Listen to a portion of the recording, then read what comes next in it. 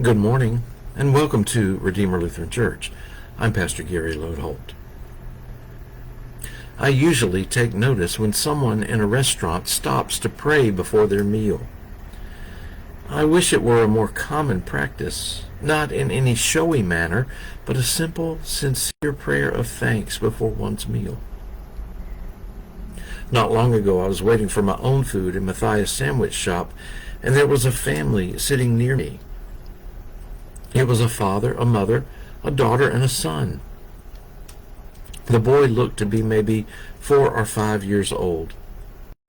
When their food came, I believe it was the father who said, "It's time for our blessing." And everyone looked at that boy, who proceeded to sing the God our Father blessing. Well, since I've heard about 5 different versions of that one, I had to listen in to how that family did it. But the version they used wasn't important. That they prayed was. It wasn't my meal, but I felt lifted. Today we're starting our second week of looking at Bible stories involving giving thanks and praise to God. Some of the stories are surprising, and some, like today's, are stories that involve someone giving a prayer of thanks. But the events surrounding that prayer tend to grab all the attention, and so we don't pay the prayer much attention.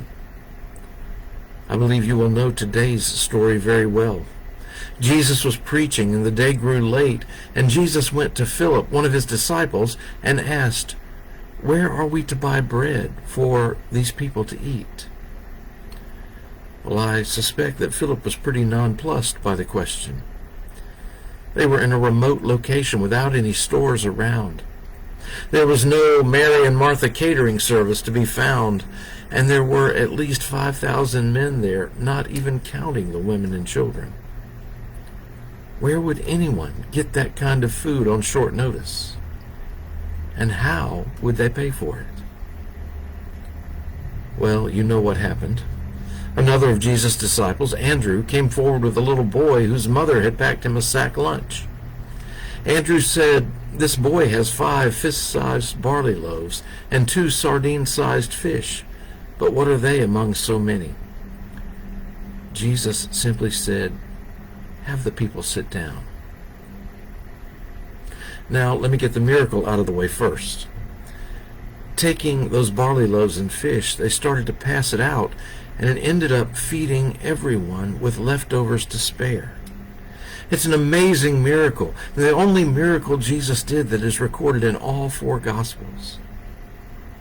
It's a miracle that points backward to the manna in the wilderness, and it's a miracle that speaks of God's providence and blessing for us, but also foreshadows the Last Supper and the meal of communion that Jesus institutes. So where does Thanksgiving fit in? It's easy to overlook.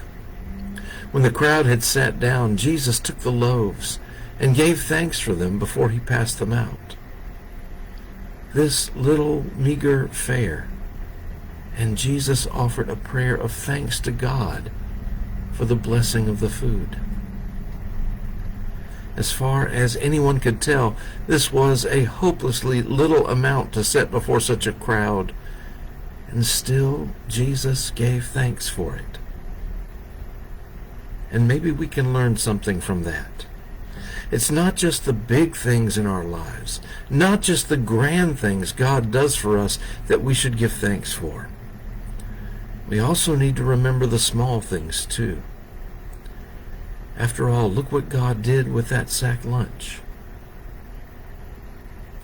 Thank you, God, even for the little things. We can't wait to see what becomes of them in your hands. Thanks for watching, and remember to let this day belong to God.